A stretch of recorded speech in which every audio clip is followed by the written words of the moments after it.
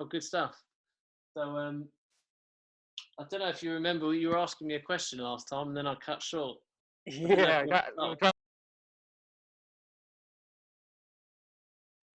Is there something that you expected to come up in the conveyancing there? I got it through in 8 weeks. Now, if you talk to someone like Tej, like you have, they're doing a lot of this on bridging and through auction, and they'll be completing on things, in 4 to 6 weeks.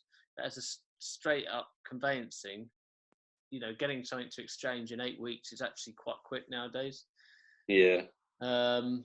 Especially down south, if someone's buying and selling at the same time, they can be looking at 4 months. So it's good to be realistic. If you are planning on buying something, or if you're helping, sourcing, of course, with someone, I would allow the time frame. And also, there is actually a process which I learned as an estate agent, in which a conveyancer will follow. And you could probably Google it and find it. And if not, I'll try and seek it out. I've got it somewhere. And which it's kind of like a process that they'll follow. That they'll get instructions from their client. They'll ask for fees. They'll send draft contracts out to the other solicitor. And then there'll be fixtures and fittings and so on.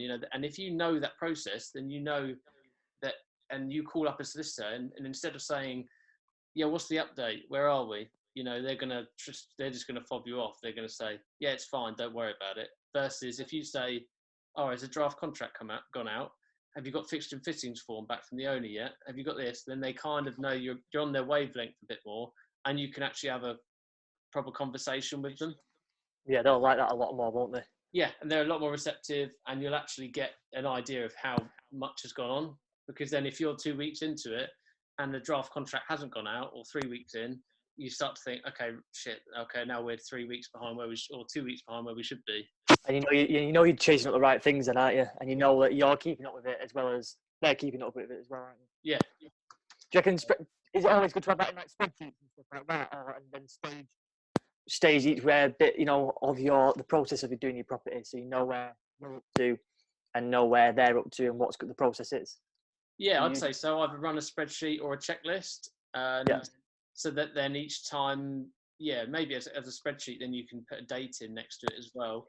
And then each time you come to, if you put in your diary that every Tuesday and Friday, or every Tuesday and Thursday, you're going to give them a quick call, then that your last conversation that they checked off this and this, and you can make a note and say the solicitor's hoping to get the searches back, or the solicitor's raising inquiries. So then when you call 2 or 3 days later or the next week, you go, oh, last week you said this, have you got the searches back now? What's the next, what's going on now? And you'll just find that you keep on top of your deals so much more by doing that.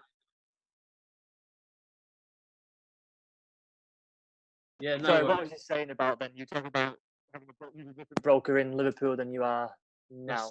Yeah, so the one I bought down south, he was good, and he sorted us out with a reasonably good deal, but he was just not on the ball, and he was good enough. But then what happened when I was starting to go and look at the Liverpool property, I sent this broker an email, and it took him half a week to get back to me.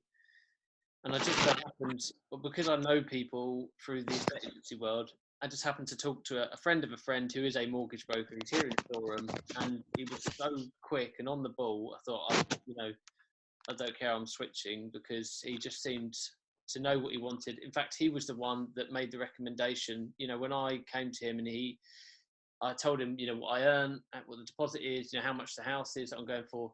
He then said, right, give me a day and I'll come back to you with a few options. And he came back to me he actually turned around and said, well, look, money's pretty cheap right now, because this was back in October last year or what have you.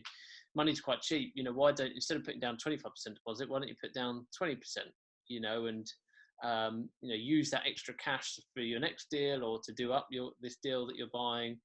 Only save me a few thousand, but that was a few thousand I could keep out to do something else with. And, you want a broker that knows what you're doing. And for example, this guy, he owns his own buy-to-lets. He wants to build up his own portfolio. It's someone that's of similar mind. Yeah. And then they'll be very realistic with you. They'll be able to be creative as well, because there are some brokers out there that just can't be bothered. No. Yes. I suppose if he's working towards the same thing anyway, he's looking to constantly improve in the same area as you. So you know he's going to be constantly educating himself and keeping on top of it as well. Yeah. Yeah. Is he based in Liverpool or is he just based? No, he's literally actually, to, he works in an office like round the corner from where I live down here. Okay, so you can literally get a broker from anywhere in the country, really, couldn't you? Yeah, same with solicitors. You know, doesn't need to be in the area where you are operating in. In fact, because they want wage slips and because I wanted to go in and get his opinion, actually, it was quite useful having him only 5 minutes around the corner. Yeah. So if you can find one local, it helps a lot more. There's ones online in the buy-to-let world, and they they seem really on it. The ones that are doing these virtual events. So again, it might be worth talking to them because they are proactive enough and they know the market enough that they need to be doing events in the buy-to-let world. So yeah. I've got one more just booked in now, so I'll jump over to that. Nice, happy days. Shoot me, ever got any questions, shoot them over. We can all help each other out, can't we, in that? So. Yeah, of course. Yeah, Vice versa, mate. As well. Yeah, that's all right. Yeah, nice to speak with you both again. Hope you have a nice weekend. Yeah, you too, mate. Thank you very much. See you later on. Been working like 3 jobs, probably why I never see ya. Probably why I never have time for the fake friends I won't be ya. Oh God, I've been running now.